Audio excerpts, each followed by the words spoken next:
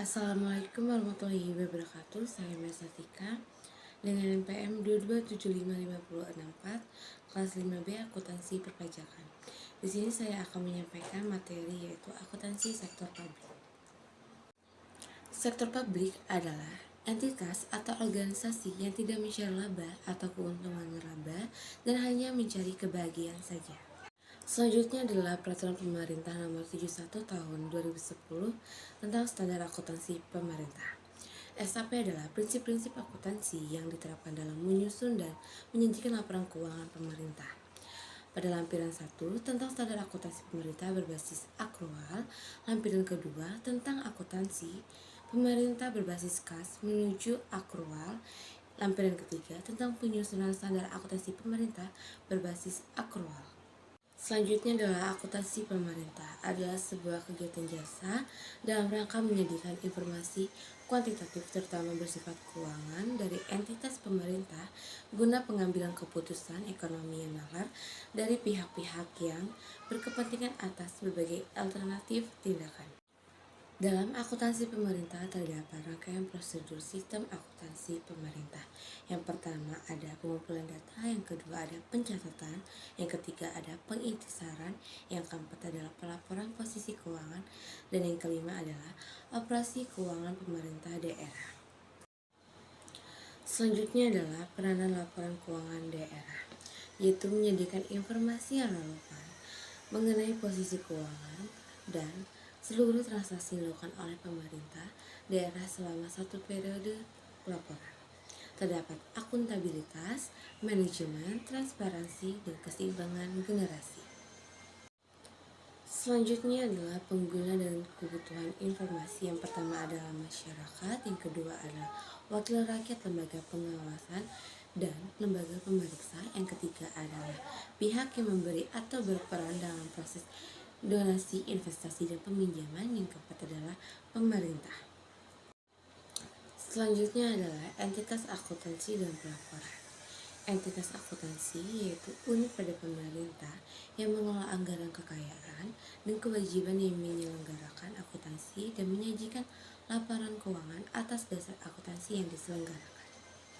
Selanjutnya, yaitu entitas pelaporan merupakan pemerintahan yang terdiri dari satu atau lebih entitas akuntansi yang menurut ketentuan peraturan undang-undang dengan wajib menyajikan laporan pertanggungjawaban berupa laporan keuangan yang bertujuan umum. Yang pertama ada pemerintahan pusat, yang kedua ada pemerintahan daerah, yang ketiga adalah masing-masing dari kementerian negara atau lembaga di lingkungan pemerintah pusat, yang keempat adalah satuan organisasi di lingkungan pemerintah pusat atau daerah atau organisasi lainnya jika menurut peraturan perundang-undangan satuan organisasi dimaksud diwajib menyajikan laporan keuangan. Selanjutnya adalah prinsip akuntansi dan pelaporan keuangan. Yang pertama ada basis akuntansi, yang kedua ada prinsip nilai historis, yang ketiga ada prinsip realisasi, yang keempat ada prinsip penyajian wajar, yang kelima ada prinsip substansi, keenam ada prinsip periodisitas, yang ketujuh ada prinsip konsistensi. Selanjutnya adalah jenis dan bentuk laporan keuangan. Yang pertama adalah laporan realisasi anggaran, yang kedua ada laporan perubahan saldo anggaran lebih, yang ketiga ada laporan operasional, yang keempat laporan perubahan ekuitas, kelima neraca, keenam laporan arus kas, dan yang ketujuh catatan atas laporan keuangan. Berikut adalah laporan realisasi anggaran pendapatan dan belanja pemerintah Provinsi Lampung pada tahun 2021 dan 2022, di mana pendapatan terdiri dari pendapatan asli daerah, pendapatan ditransfer, dan pendapatan lain-lain. Di pendapatan asli daerah ini terdapat pendapatan pajak daerah, pendapatan retribusi daerah, pendapatan hasil pengelolaan kekayaan daerah yang dipisahkan. Pendapatan ditransfer terdiri dari dana bagi hasil pajak, dana bagi hasil bukan pajak, pendapatan dana alokasi umum, pendapatan dana alokasi khusus. Di pendapatan lain-lain terdiri dari pendapatan hibah dan pendapatan lainnya. Selain itu ada belanja operasi dan belanja modal.